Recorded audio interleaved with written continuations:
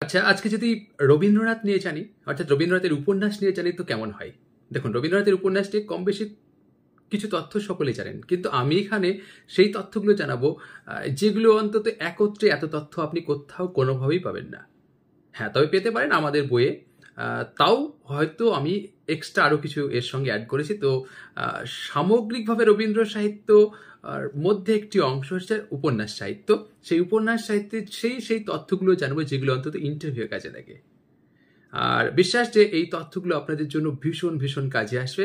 তথ্যগুলো দেখুন, তাহলেই অনুধাবন করতে পারবেন যে আপনাদের কাজে আসবে কি আসবে না। অর্থাৎ একেবারে সব কিছু গোছানোভাবেই এই ভিডিওটি, আর প্রত্যেকটি তথ্য অথেন্টিক এবং গ্যারান্টি সহকারে বলতে পারি নির্ভুল।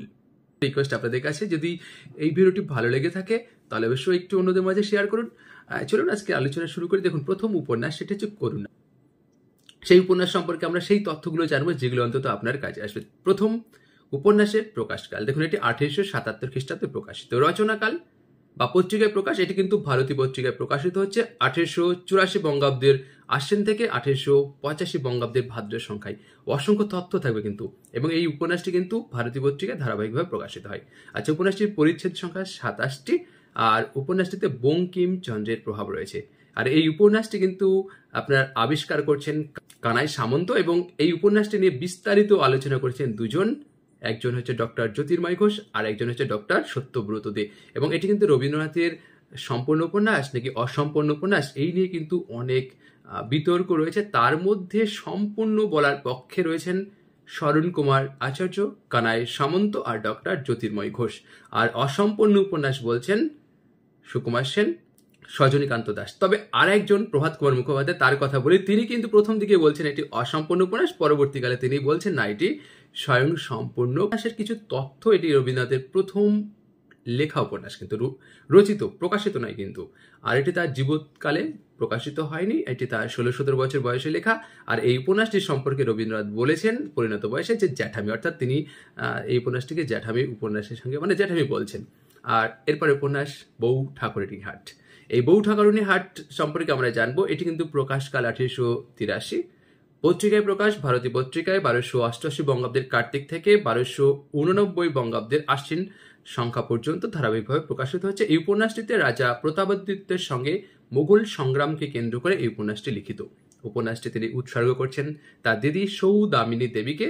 আর কাহিনীর উৎস তিনি কিন্তু প্রতাপচন্দ্র ঘোষের বঙ্গাধিপ পরিচয় প্রথম খণ্ড থেকে তিনি এই উপন্যাসটির কাহিনী গ্রহণ করছেন। আর এই উপন্যাসটির পটভূমি 16 শতকের স্বাধীন বাংলাদেশ। রচনাস্থান তিনি এটি কোথায় বসে এই উপন্যাসটি রচনা করছেন? মোরান সাহেবের বাগান বাড়িতে বসে তিনি এই উপন্যাসটির লেখা শুরু করছেন, আর শেষ হয় সম্ভবত 10 নম্বর স্ট্রিটে।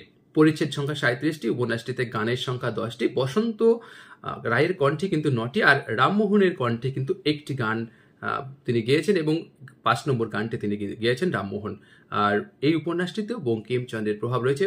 চরিত্রকারা প্রতাপাদিত্য, সীতারাম, রমাই, রামমোহন, তারপরে হচ্ছে বসন্ত রায়, বিভা, উদয়াদিত্য, এগুলো হচ্ছে চরিত্র। আর এই উপন্যাসটির মুদ্রণ ব্যয়, মানে প্রথম যখন উপন্যাসটি প্রথম সংস্করণে মুদ্রণ ব্যয় বহন করেছেন জ্যোতিরিন্দ্রনাথ ঠাকুর। আর এই উপন্যাসটির 28তম পরিচ্ছেদে, মানে 28তম পরিচ্ছেদে উপন্যাসটিতে প্রথম পত্রের ব্যবহার রয়েছে। আর নাট্য রূপান্তর, রবীন্দ্রনাথ বউ ঠাকুরানীর হাট অবলম্বন করে প্রাশ্চিত্য নাটকটি রচনা করেন। আবার প্রাশ্চিত্যকে তিনি পুনরায় আবার নাটক লিখেন পরিত্রাণ নামে। এই উপন্যাসটির একটি সিনেমা আমরা পাচ্ছি। আর 1953 খ্রিস্টাব্দে নরেশচন্দ্র মিত্রের পরিচালনায় উপন্যাসটি চলচ্চিত্র রূপদান করছেন, এবং সিনেমাটি 1953 সালের 9 অক্টোবর মুক্তি লাভ করছেন। রবীন্দ্রনাথের এই উপন্যাসটির সংস্করণ রবীন্দ্রনাথের জীবিতকালে স্বতন্ত্র গ্রন্থাগারের শেষ সংস্করণ 1932। এই উপন্যাসটির অন্যান্য তথ্য দেখুন, এটি হচ্ছে ইতিহাস আশ্রিত উপন্যাস, তবে ঐতিহাসিক উপন্যাস বলা যায় না। রবীন্দ্রনাথের প্রথম পূর্ণাঙ্গ উপন্যাস, কারণ প্রথম উপন্যাসটি ছিল অসম্পূর্ণ। যদিও সমালোচকদের মধ্যে বিতর্ক রয়েছে, কেউ বলছেন সম্পূর্ণ, কেউ বলছেন অসম্পূর্ণ, কেউ বলছে প্রথমে অসম্পূর্ণ বলে আবার পরে সম্পূর্ণ বলছে, সেটা কিন্তু প্রভাত কুমার মুখোপাধ্যায়। প্রথম উপন্যাস রচনা 4 বছর পরে রচনা করছেন। এটি রবীন্দ্রনাথের গ্রন্থাগারে প্রকাশিত প্রথম উপন্যাস। আর এই উপন্যাসটির একটি বিষয়, সেটা হচ্ছে পিতৃবন্ধু শ্রীকণ্ঠ সিংহের ব্যক্তিত্বের প্রতিফলন ঘটেছে কিন্তু বসন্ত রায়ের চরিত্রে। এবং এই উপন্যাসটি সম্পর্কে রবীন্দ্রনাথ তার জীবন স্মৃতির প্রভাত সঙ্গীত অধ্যায় উপন্যাসটি সম্পর্কে আলোচনা করেছেন। আর গ্রন্থাগারে প্রকাশের সময় উপসংহার সহ 40টি পরিচ্ছেদ ছিল, কিন্তু বর্তমানে 37টি। আর এই উপন্যাস অবলম্বনে কেদারনাথ চৌধুরী রাজা বসন্ত রায় নাটক লিখছেন। সমালোচকরা অনেক কথাই বলেছেন, তবে সেই বিষয়টা আপাতত এড়িয়ে গেলাম। চলুন এবার রবীন্দ্র আরেকটি উপন্যাস রাজর্ষি সম্পর্কে দেখে নিই এবং সেই উপন্যাসটি সম্পর্কে সেই তথ্যগুলো দেখে নিই যেগুলো অন্তত আপনাকে ইন্টারভিউ বা পরীক্ষায় আসতে পারে, যে কোনো পরীক্ষার জন্য। দেখুন, পত্রিকায় প্রকাশ, এটি কিন্তু বালক পত্রিকায় প্রকাশিত হয়। কত 1292 বঙ্গাব্দের আষাঢ় থেকে মাঘ মাস পর্যন্ত ধারাবাহিকভাবে প্রকাশিত হয়। গ্রন্থাগারে প্রকাশ, এটি কিন্তু 1877 সালে প্রকাশিত হয়। আর এই উপন্যাসটির প্রকাশক কে ছিলেন জানেন? কবির ভাগিনীয় সত্যপ্রসাদ গঙ্গোপাধ্যায়। উপন্যাসটির পরিচ্ছেদ সংখ্যা 44 এবং তার সঙ্গে উপসংহার যুক্ত রয়েছে। উপন্যাসে গানের সংখ্যা 33টি, তাহলে পরিচ্ছেদ কিন্তু 44 প্লাস উপসংহার। আর রচনাস্থান, উপন্যাসটি জোড়াসাঁকোয় বসে লেখা। লেখার উদ্দেশ্য মূলত বালকদের উদ্দেশ্যে রচিত হওয়ায় উপন্যাসটি কিন্তু স্ত্রী ভূমিকা বর্জিত। আপনাকে পরীক্ষায় যদি জিজ্ঞাসাবাদ করে বলুন তো রবীন্দ্রনাথের কোন উপন্যাসটি স্ত্রী ভূমিকা বর্জিত উপন্যাস, তাহলে বলতে হবে রাজর্ষি। বিষয় কি? প্রেম ও অহিংসার সঙ্গে শক্তি পূজার যে বিরোধ, এই উপন্যাসটি হচ্ছে মূল বিষয়। কাহিনী ত্রিপুরার রাজবংশের কাহিনী নিয়ে। কাহিনীর উৎস, তিনি কোথা থেকে এই উপন্যাসটির কাহিনী গ্রহণ করেছেন? রাজমালা গ্রন্থ থেকে কাহিনী চয়ন করেন। আবার স্টুয়ার্ট এর বাংলা ইতিহাস গ্রন্থ থেকেও এই উপন্যাসের 43তম যে পরিচ্ছেদটি রচিত হয়েছে। পত্রের ব্যবহার, এই উপন্যাসে প্রথম পত্র লিখছেন গোবিন্দ মাণিক্য তার ভাই নক্ষত্র রায়কে। প্রাসঙ্গিক তথ্য, এটি কবির স্বপ্নলব্ধ উপন্যাস। এটা আপনাকে জিজ্ঞেস করতে পারে রবীন্দ্রনাথের কোন উপন্যাসটি বলুন তো স্বপ্নলব্ধ। আর এটি ইতিহাসশ্রী বা ঐতিহাসিক উপন্যাস। রবীন্দ্রনাথের জীবিতকালে এর শেষ সংস্করণ প্রকাশিত হয় 1347 বঙ্গাব্দে। রাজর্ষি উপন্যাস রচনার নেপথ্যে প্রেরণা স্বপ্ন দর্শন, এবং এটি কিন্তু রবীন্দ্রনাথ তার জীবনস্মৃতি গ্রন্থের বালক অধ্যায়ে উল্লেখ করেছেন এবং এই উপন্যাসটি প্লট প্রধান উপন্যাসও বলা যায়।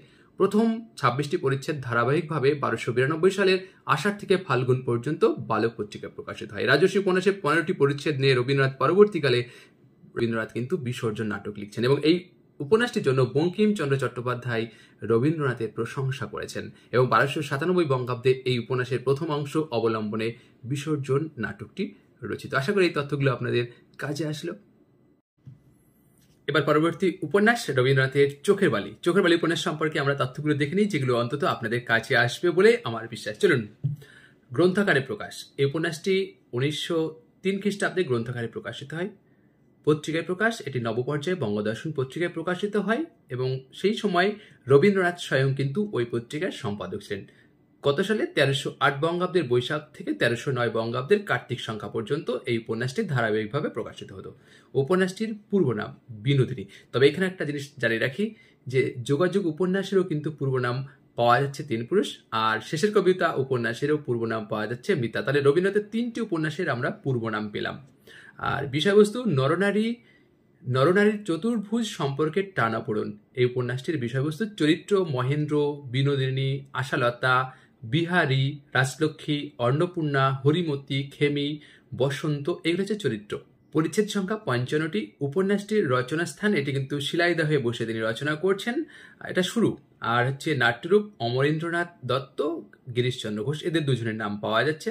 তবে এই উপন্যাসটি নিয়ে রবীন্দ্রনাথ কিন্তু অভিযোগ শুনতে হয়েছিল, অর্থাৎ রবীন্দ্রনাথকে অনেকে কিন্তু অভিযোগ জানিয়েছে। তার মধ্যে একজন হচ্ছে পাঁচকড়ি বন্দ্যোপাধ্যায়। তিনি রঙ্গলয় বলে একটি পত্রিকা আছে, সেই পত্রিকায় চোখের বালি বিধবা বিনোদিনী শীর্ষক রচনায় চোখের বালি উপন্যাসে তিনি দীর্ঘ সমালোচনা করছেন এবং এখানে তিনি রবীন্দ্রনাথকে সিদ্ধ লম্পট বলে আখ্যা দিচ্ছেন।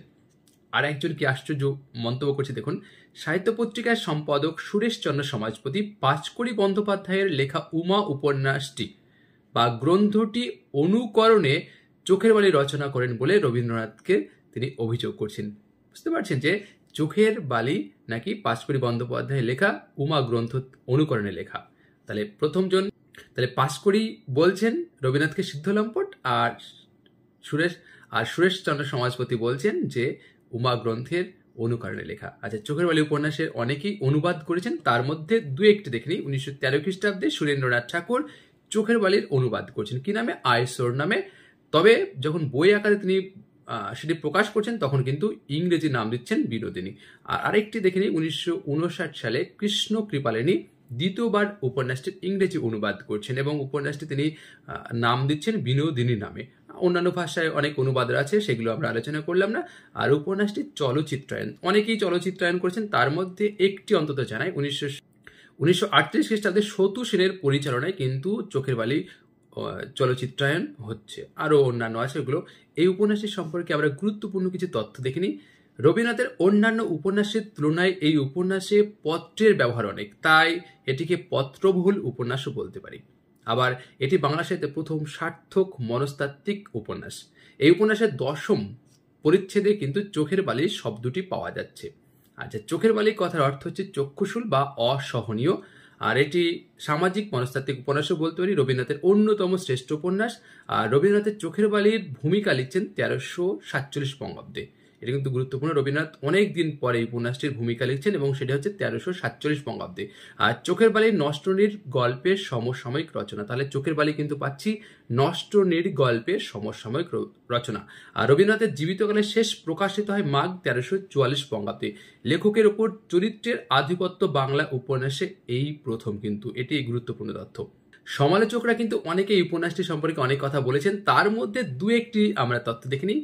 রবীন্দ্রবাবুর নষ্টনীড় ও চোখের বালি অনেকটা এক খাতে চলিতেছে, উভয়ের স্বাতন্ত্র বড় সূক্ষ্ম। এটি বলছেন সুরেশ চন্দ্র সমাজপতি, যিনি কিন্তু পাশকড়ি বন্দ্যোপাধ্যায়ের উমা গ্রন্থের অনুকরণে বলে অভিযোগ করেছেন সেই সুরেশচন্দ্র সমাজপতি। চোখের বালি রবীন্দ্রনাথের প্রথম শক্তিমান সৃষ্টি, এটি বলছেন সরোজ বন্দ্যোপাধ্যায় বাংলা উপন্যাস কালান্তর গ্রন্থে। রবীন্দ্রনাথ ঠাকুরের চোখের বালি উপন্যাসকে সীমিত শক্তির উপন্যাস বলেছেন বুদ্ধদেব বসু। আর চোখের বালি শুধু যে শ্রেষ্ঠ উপন্যাস তাহাই নহে, ইহা বাংলা সাহিত্যের যুগান্তর আনিয়াছিল, এটি বলছেন সুবোধচন্দ্র সেনগুপ্ত। এরকম অনেক বিষয় রয়েছে। তো যাই হোক, এই তথ্যটি আপনাদের কেমন লাগলো? আর এটি হচ্ছে রবীন্দ্রনাথের উপন্যাস নিয়ে প্রথম পর্ব। তবে আপনারা যদি মনে করেন যে এই যে তথ্যগুলো আমি বললাম সেই তথ্যগুলো নিয়ে আপনারা ভিডিওটি দেখতে চান, তাহলে অলরেডি আমার রবীন্দ্র উপন্যাস নিয়ে আলোচনা করা আছে, সেখানে আপনারা ডিসপ্লেতে তথ্যগুলো দেখতে পাবেন। তবে আপনারা চাই এই ভিডিওর ঠিক ডেসক্রিপশনে দিয়ে দেবো। আর এটি কিন্তু এই রবীন্দ্র উপন্যাসের কে নিয়ে প্রথম পর্ব, ঠিক আছে?